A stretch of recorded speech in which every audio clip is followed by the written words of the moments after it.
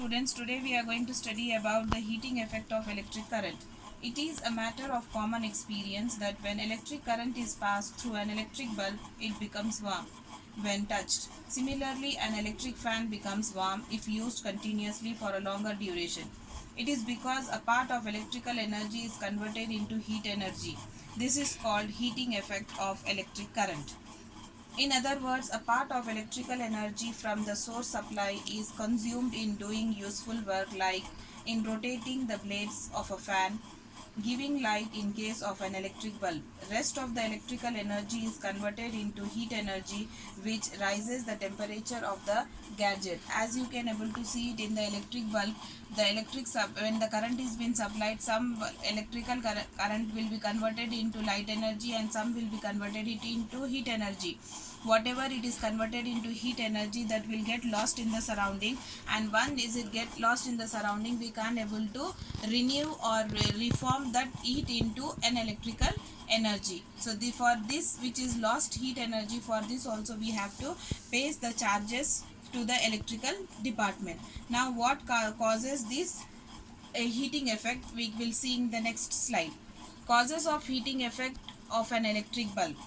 So when a potential difference is applied across the ends of a conductor, an electric field is set up across its end.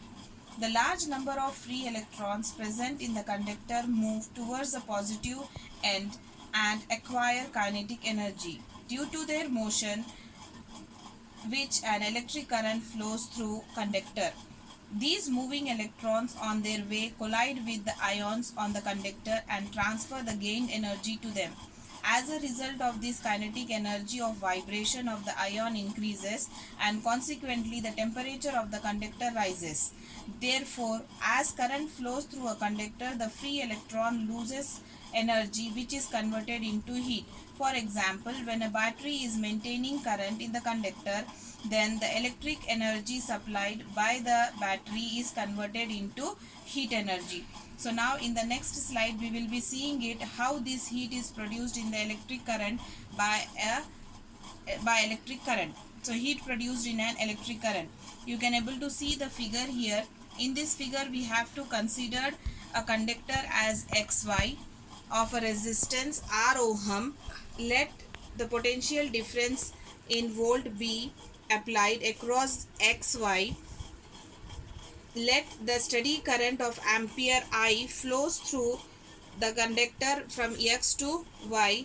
If this current is flows for t seconds, then the amount of electric charge transfer from point X to Y will be I is equals to t, as we have studied in the starting of the chapter.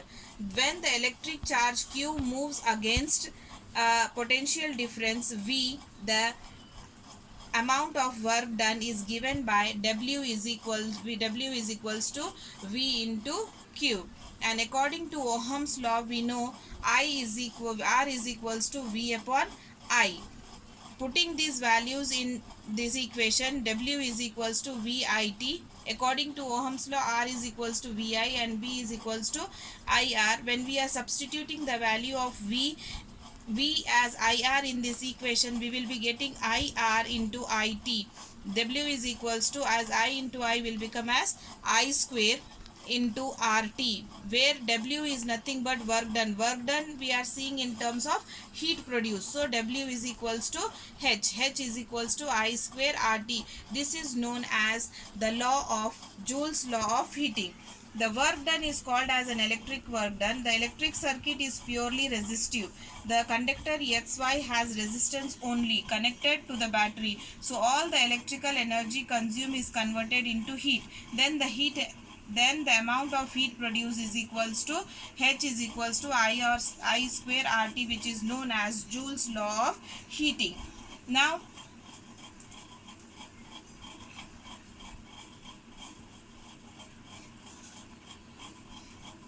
we will be seeing about the value. It is Joule's law of heating effect.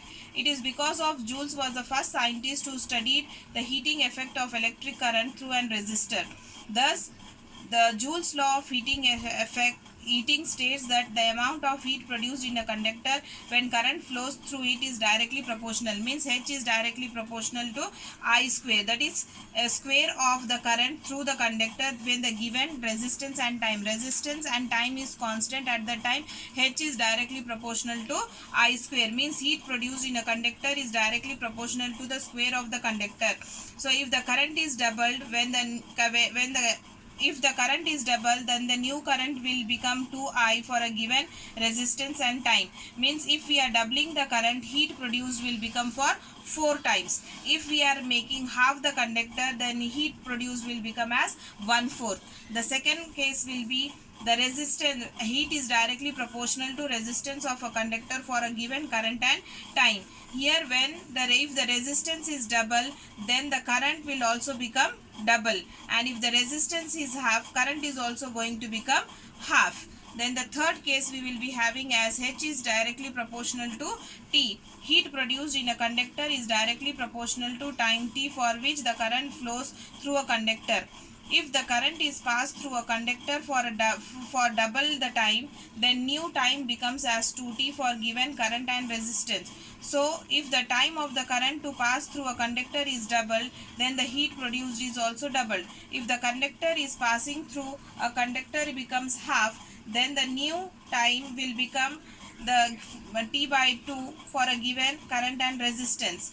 If the time for which the current is passed is half, the heat produced also is going to become half.